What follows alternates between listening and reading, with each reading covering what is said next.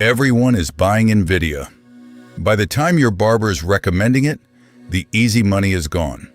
But there are 5 other ways to ride the AI boom that hedge funds are quietly piling into right now. And not one of them requires you to buy a single overpriced tech stock at the top. Save this video. This is one of the most important financial decisions you'll make this decade. This is education, not advice. I'm not a financial advisor. Do your own research before you put a dollar anywhere. With that out of the way, let's go. Play number 1, electricity. Every AI data center is essentially a giant electric heater. The International Energy Agency now projects AI will double global data center electricity demand by 2030. The boring utility companies and grid infrastructure ETFs that supply that power are trading at decade-low valuations because nobody finds them sexy. They will be the gold pickaxes of this gold rush. Look at the regulated utilities sector and grid modernization funds. Play number 2, water and cooling. AI servers run hot, really hot. The cooling industry is already stretched thin, and AI is making it 10 times worse. Industrial cooling specialists, water rights companies, and a handful of HVAC manufacturers are seeing demand they cannot keep up with. This is a sector with high barriers to entry, slow-moving competitors, and a tailwind that lasts a decade. The valuations are still reasonable. They will not stay that way. Play number 3, real estate near data centers.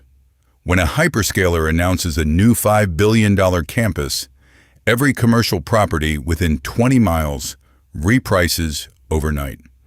The land, the warehouses, the houses for the engineers.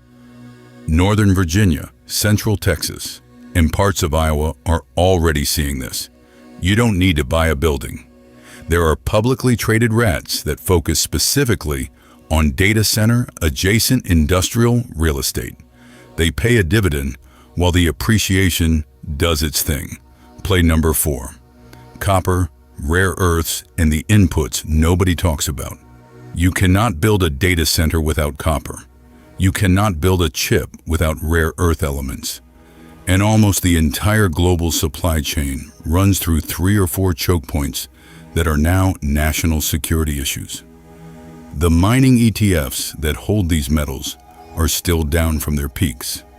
They are the most asymmetric bet on the AI boom right now. Small downside if AI cools, massive upside if AI accelerates. Play number 5, the boring one. The total market index fund on autopilot. Nobody wants to hear this.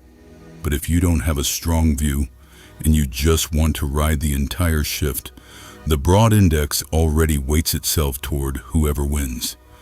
You don't have to pick. You don't have to be right. You just have to keep buying every 2 weeks and ignore the noise. Over 20 years, this is the strategy that beats almost every individual stock picker on the planet, because you are renting the entire economy and AI is rewriting the entire economy. Here's the arbitrage.